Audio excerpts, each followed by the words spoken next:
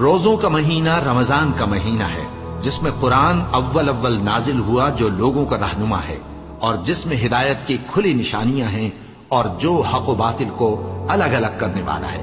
تو جو کوئی تم میں سے اس مہینے میں موجود ہو چاہیے کہ پورے مہینے کے روزے رکھے، اور جو بیمار ہو یا سفر میں ہو تو دوسرے دنوں میں روزے رکھ کر ان کا شمار پورا کر لے۔ اللہ تمہارے حق میں آسانی چاہتا ہے اور سختی نہیں چاہتا، اور یہ آسانی کا حکم اس لیے دیا گیا ہے کہ تم روزوں کا شمار پورا کر لو، اور اس احسان کے بدلے کہ اللہ نے تم کو ہدایت بخشی ہے تم اس کو بزرگی سے یاد کرو اور اس کا شکر کرو۔